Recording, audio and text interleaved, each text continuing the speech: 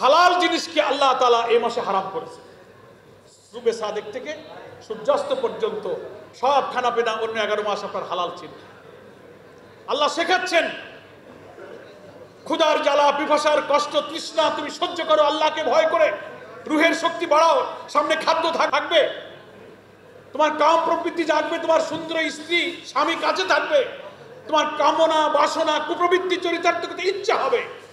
অন্য 11 মাস হালাল ছিল, একটা মাস একটা হালালকে নিষিদ্ধ করে তোমার চরিত্রের মধ্যে, নৈতিকতার মধ্যে একটা এক্সট্রা অর্ডিনারি কন্ট্রোলিং ক্যাপাসিটি আমি তৈরি করে দিলাম, যে ক্ষমতা থাকা সত্ত্বেও এক আল্লাহকে ভয় করে তুমি তোমার কুল্লিবৃত্তি চাহিদা পূরণ করলে না, সেক্সুয়াল ডিমান্ডকে ফুলফিল না করার মধ্যে দিয়ে তোমার রুহানি শক্তিকে বাড়িয়ে দিলে।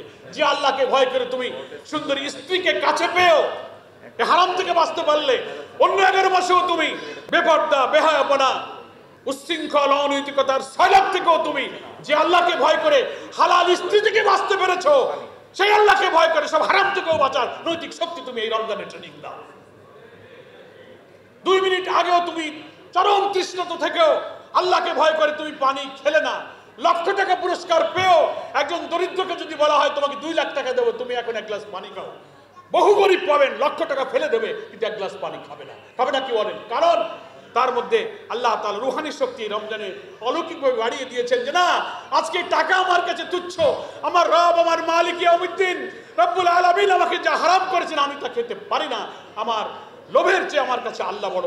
তো তুমি যে লোভকে ত্যাগ করতে পারলে আল্লাহকে ভয় করে, রমজানের পরেও তো সুদ, ঘুষ, হারাম, মিথ্যাচার, অনাচার, পাপাচার, গোনা, হারামের হাতছানিও তুমি যে আল্লাহকে ভয় করে রমজানে লক্ষ টাকা না খেয়ে ক্ষুধার জ্বালা সহ্য করলে, রমজানের পরেও তুমি সেই আল্লাহকে ভয় করে হারাম ছেড়ে দিয়ে দেহ মনের কষ্টকে তুমি বরদাস্ত করো, এ দিয়ে তোমার রুহের খোরাক হচ্ছে।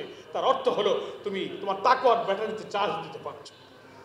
ফলে কুল্লিবৃত্তির চাহিদা, যৌন কামনা বাসনাকে নিয়ন্ত্রণ করে আমরা তাকওয়ার ব্যাটারিকে এই রোজার মাস, একটা মাস, একদিন নয়, পর পর 30টা দিন আমার ব্যাটারিতে চার্জ হচ্ছে। 20 রাকাত তারাবি পড়ছি, কিয়ামুল লাইল করছি, সারাদিন ক্ষুধার জ্বালা সহ্য করছি, আল্লাহর কথা মনে পড়ছে, তেলাওয়াত কোরআন খতম করছি, পাপের প্রতি ঘৃণা জন্মাচ্ছে। আপনি দেখবেন ন্যাচারালি রোজার দিনে খাদ্য গ্রহণ থেকে আমরা বঞ্চিত থাকি বলে দেহটা একটু দুর্বল হয়, দুপুর থেকে সকাল থেকে দুপুর পর্যন্ত দেহটা একটু উইক মনে হয়, কি বলেন, চলতে ফিরতে দুর্বল। কিন্তু দুপুর গড়াতে যখন থাকে, ইফতারির সময় যখন কাছে আসতে থাকে, নেক কাজ, হারাম থেকে বাঁচা, পাপ থেকে ঘৃণা করতে করতে, আর জৈবিক সত্তার খোরাক যেহেতু কমিয়ে দিচ্ছি, রুহের খোরাক যেহেতু বাড়িয়ে দিচ্ছি, রোজার দিনে ধীরে ধীরে দেহ দুর্বল হয় কিন্তু রুহানি শক্তি কিন্তু প্রবলভাবে বাড়তে থাকে। নাকি বলেন? পাপ দেখলে, মিথ্যা দেখলে, হারাম দেখলে ঘৃণা লাগে। এটা হচ্ছে ব্যাটারিতে চার্জ হচ্ছে। আমার প্রিয় ভাইরা, তাই আল্লাহ তাআলা বলেছেন লাআল্লাকুম তাত্তাকুন, রোজাকে তুমি যদি সেভাবে আদায় করতে পারো, এই রোজা তোমার তাকওয়ার ব্যাটারিতে চার্জ দেবে, তোমার রুহানি শক্তি বাড়াবে আর নফসানিয়াতকে দুর্বল করে দেবে। নফসের কাজ হলো কাজের ডিমান্ড করা, সেই কাজটা ঠিক কি বেঠিক এই সিদ্ধান্ত দেয় হলো রূহ।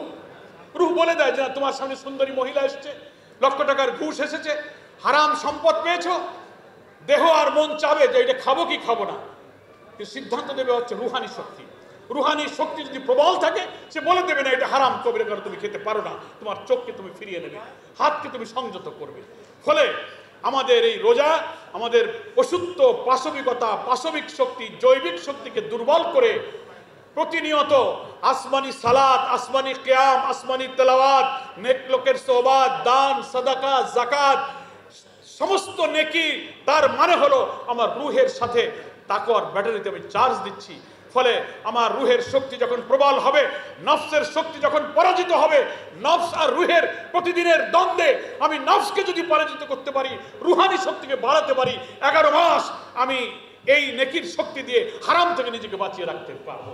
এটার অর্থ হচ্ছে আল্লাহকে ভয় করে নিজেকে পাপ থেকে বাঁচানো। এখন একটা প্রশ্ন করে আমার বক্তব্য শেষ করতে চাই। ব্যক্তিগত জীবনে আল্লাহকে ভয় করে যতই আমি রুহানি শক্তিকে তাজা করে বাড়ালাম আর পাপের পাশবিকতা, পশুত্বকে কমিয়ে ফেললাম, তারপরেও কি আমি পূর্ণ জীবনে আল্লাহর আইন মেনে পূর্ণ মুসলমান হতে পারি? মনে করতে পারবো বাবা নামাজ তো পড়ি, তাহাজ্জুদ তো পড়ি, ব্যক্তিগত জীবনে হারাম খাওয়া থেকে বাঁচার চেষ্টা করি না। সমাজে, রাষ্ট্রে একটা বৃহত্তর অঙ্গনে যদি রাষ্ট্রীয়ভাবে আল্লাহ তাআলার বিধান আসমান থেকে নাজিল হওয়া নির্ভুল ঐশিকারের উৎসব কেতাবের আইন যদি চালু না থাকে, হাজারো তাহাজ্জুদ গুজার, হাজারো পীর কামেল যতই আল্লাহওয়ালা এবং রাত জাগি না কেন, একটা বৃহত্তর অঙ্গনে আল্লাহর বিধান মানা সম্ভব হবে না due to absent of Islamic law. রাষ্ট্র যদি দেওয়ানি ফৌজদারিতে মানুষের গড়ে আইন চালু থাকে, সুদ জারি থাকে, ব্যাংকিং সিস্টেম, অর্থনীতি, এডুকেশন, জুডিশিয়ারি, সিভিল অ্যাডমিনিস্ট্রেশন, সব জায়গায় যদি আইন করে হারাম চালু থাকে, একা একা তাহাজ্জুদ গুজার হয়ে কখনো পূর্ণ মুসলমান হওয়া যায় না। যায় না বলেই আল্লাহ বলেছেন শাহরুর রমাদানাল্লাযী উনজিলা ফীহিল কুরআন, রমজান মাস, এই মাসেই আমি কোরআন নাজিল করেছি। যে মাসে রোজা রেখে তুমি তাকওয়ার অনুশীলন করো, সেই মাসে আমি কোরআন নাজিল করেছি। কেন? কোরআনের পরিচয় কি কোরআন তেলাওয়াত করে বুকে মুখে চুমু খেয়ে সওয়াব অর্জন করে? না। সূরা তাহাতে আল্লাহ বলেছেন তাহা মা আনজালনা আলাইকাল কুরআন লিতাশকা, আমি কোরআন এজন্য নাজিল করি নাই যে কোরআন থাকা সত্ত্বেও তোমরা হতভাগ্য হয়ে থাকবে, দুঃখ দারিদ্র সন্ত্রাস তোমাদের মধ্যে থাকবে, অনাচার থাকবে, দুর্নীতি থাকবে, জুলুম থাকবে, উৎপীড়ন থাকবে, এজন্য আমি কোরআন নাজিল করি নাই। মা আনজালনা আলাইকাল কুরআন লিতাশকা। তাহলে কোরআনের পরিচয় কি? কোরআন আল্লাহ পরিচয় দিচ্ছেন হুদাল্লিন নাস ওয়া বাইয়িনাতিন মিনাল হুদা ওয়াল ফুরকান। এই কোরআন হচ্ছে হুদাল্লিন নাস, সমস্ত নাস বলতে সমস্ত মানবতা, হিন্দু, মুসলিম, বৌদ্ধ, খ্রিস্টান, জাতি, ধর্ম, বর্ণ, হোল ম্যানকাইন্ড, হোল হিউম্যানিটিকে বুঝিয়ে আল্লাহ বলছেন সমস্ত মানব সভ্যতার জন্য হুদা। হুদা হলো way of life, constitution, code of লাইফকে বলা হয়েছে হুদা। এই রমজানে আমি মানব জাতির জন্য একটি নির্ভুল ব্যবস্থা, যে ব্যবস্থা হচ্ছে একটা complete balanced code of life, পরিপূর্ণ ভারসাম্যপূর্ণ অর্থনীতি আছে, সমাজ আছে, জুডিশিয়ারি আছে, শিক্ষা আছে, ফ্যামিলি লাইফ আছে, সবকিছু এর মধ্যে দিয়ে এটাকে বলা হচ্ছে আকমালতু লাকুম দীনাকুম, একটা পরিপূর্ণ দিন তোমাদের জন্য আমি দিয়েছি।